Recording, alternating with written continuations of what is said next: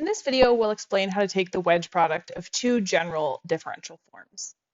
So the first thing that we're going to talk about is some notation for elements of the space of k-forms on Rn. And the reason why is because when we start talking about, when we actually want to prove properties of wedge products, it's much simpler to use the notation that we're going to define.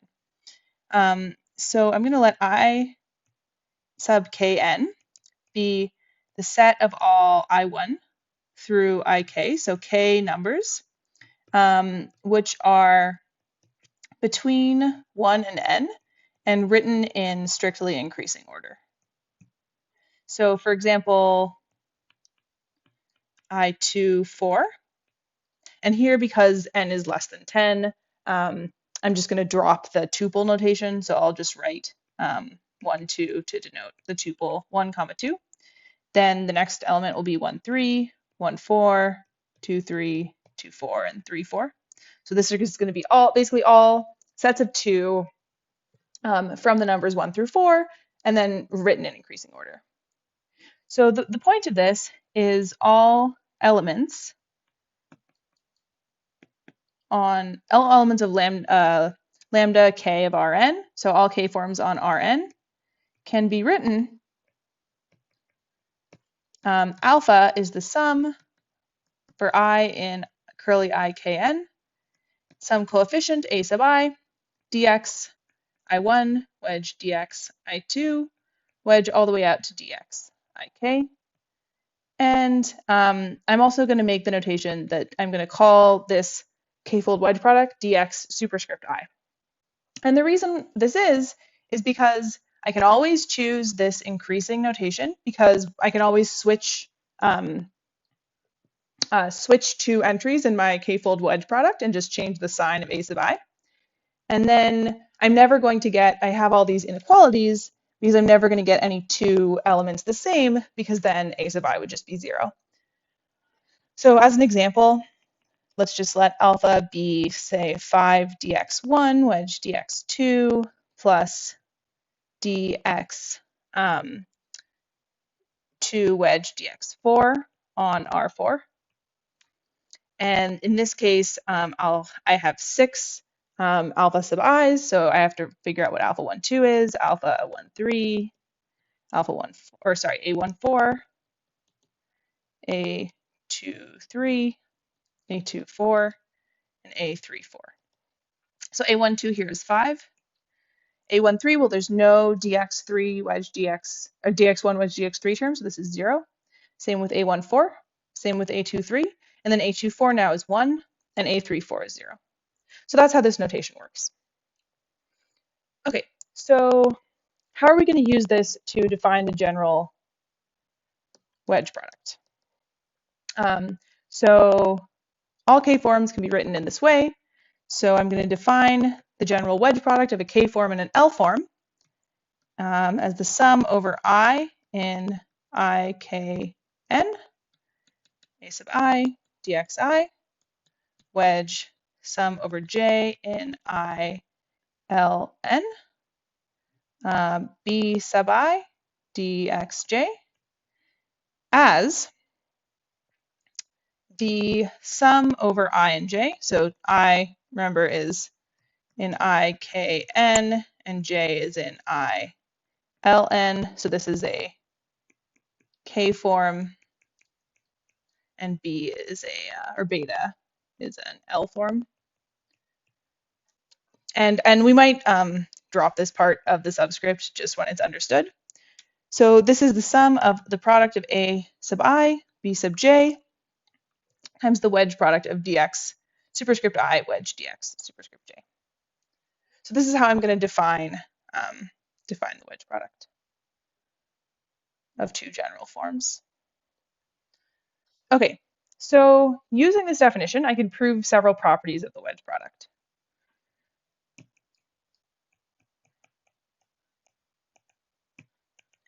So the first one is that if I have any, so I can prove this pointwise, and then that will give me the same proof globally, because basically all that matters is let's say lambda, alpha, wedge, beta. So here lambda is an element of R, so that's what I mean by proving it locally. So right, if I'm evaluating at a point, then all elements of these spaces of differential forms are just right. There are linear combinations of wedge products of K1 forms or L1 forms, as the case may be. But if I'm thinking of, so this is if I'm thinking evaluating at a point. So I'm just thinking of these as sort of wedge products in TPRN, or I can think of lambda as a function, smooth function on Rn, if I want to consider alpha and beta as forms that vary as I vary the tangent space I'm looking at. But for this whole sort of week, it doesn't really matter. Okay, so the first property of the wedge product is that it also doesn't matter whether I consider multiplying alpha by a constant, beta by a constant, or just the whole thing by a constant. So why does this follow from the definition of the wedge product? So you can just sort of look at it. I mean, so if I take sum over I and j, lambda ai, bj, dxi, wedge dxj, then I can consider it as, I can think of the product as having multiplied the lambda by b sub j, or I can think of it as just pulling the lambda out entirely from the whole thing.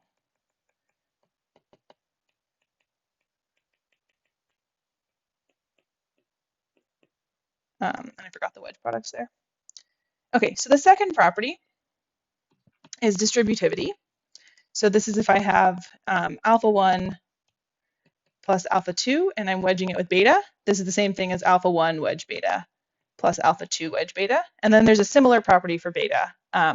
You can look in your book. I mean, you know the wedge product is anti-symmetric, so it's very easy to prove distributivity over beta, over a sum in beta, if you've already proven it for alpha.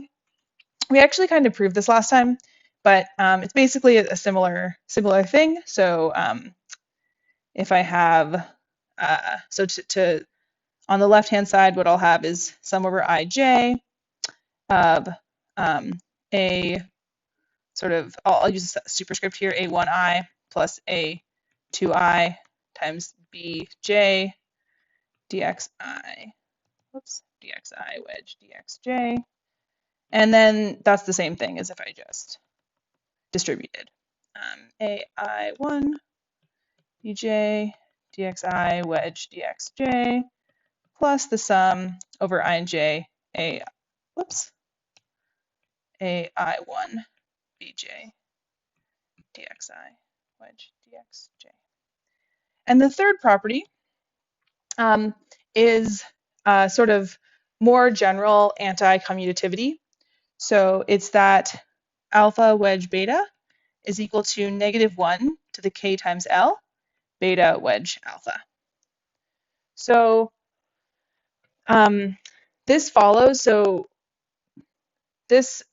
follows again by sort of splitting it all up, because you know, the beta and the alpha, the I and the B here, you can just switch the order. This follows from showing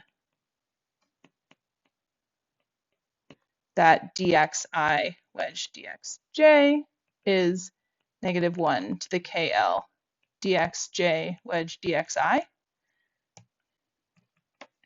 And this just follows from counting the number of switches you have to do.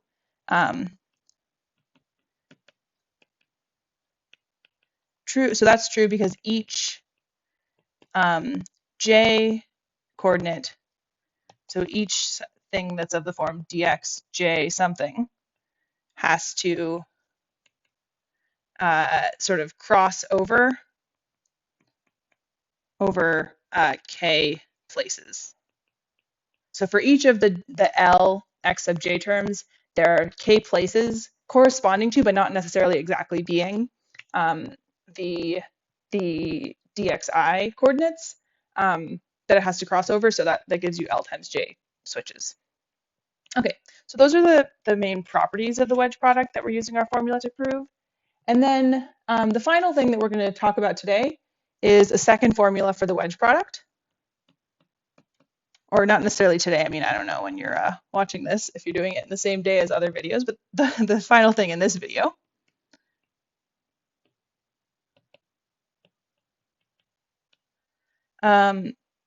So I can also write this, alpha wedge beta is equal to, so this is, this second formula emphasizes the action on vectors. So if I'm acting on v1 through vk plus l, then this is the sum, well, this is 1 over k factorial l factorial times the sum over all permutations in the k plus l permutation group of the sign of that permutation times alpha applied to v of sigma of 1 all the way out to v of sigma of k times beta applied to v of sigma of k plus 1 all the way out to v of sigma of k plus l. So the final thing is to prove that this formula, so I'll call this, well, I'll just say this formula holds. So we already have a definition of how the wedge product should work. We need to prove that it's actually, that this equality is actually true. So we know what's on the left-hand side. We need to prove it's equal to what's on the right-hand side.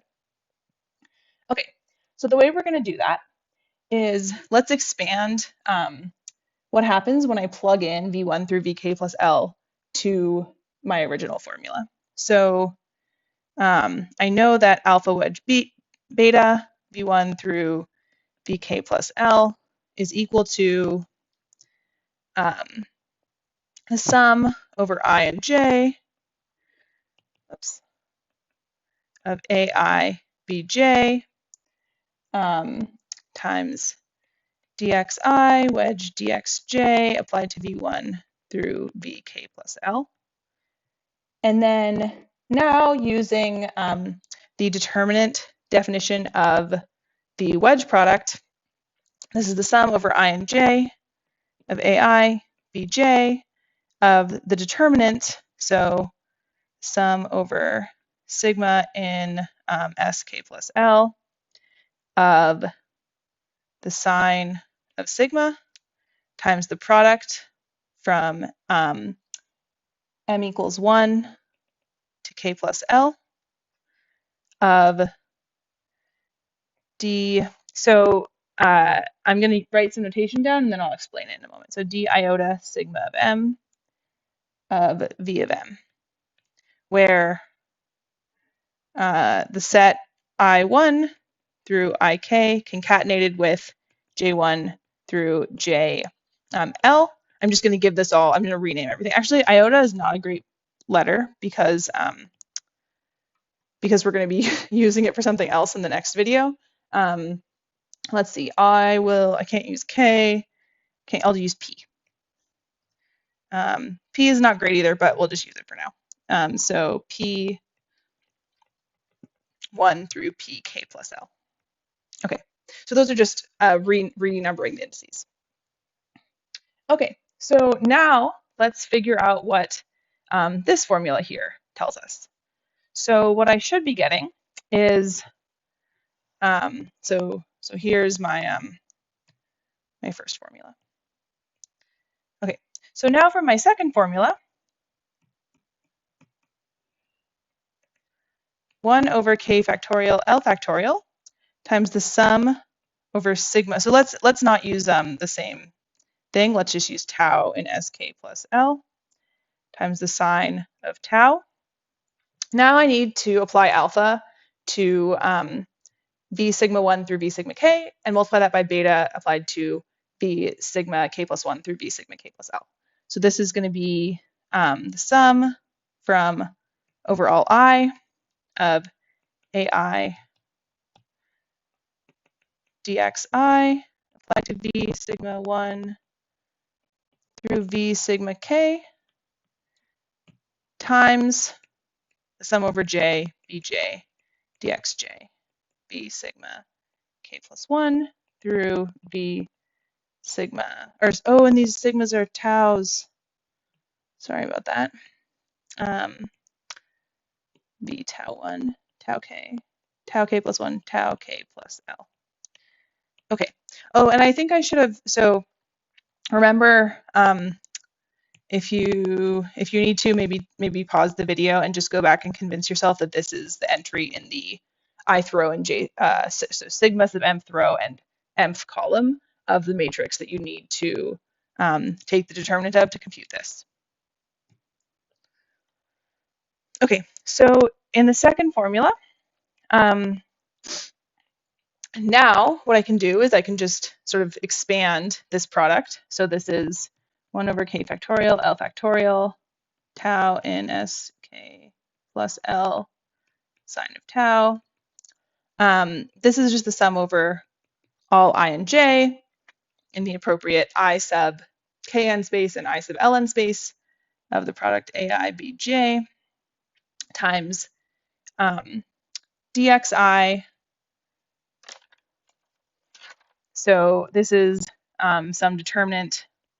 So what I'm writing here now is this term. So the determinant of some matrix, which is like dx I1 applied to v tau 1, all the way down to dx I k applied to v tau 1, all the way out to dx I 1 applied to v tau k, dx I k applied to v tau k.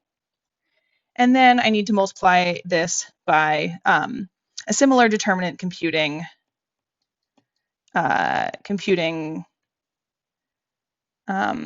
value of dx superscript j applied to the correct applied to the v sub tau k plus 1 through v sub tau k plus L. So let me just exchange all these to make it make more sense.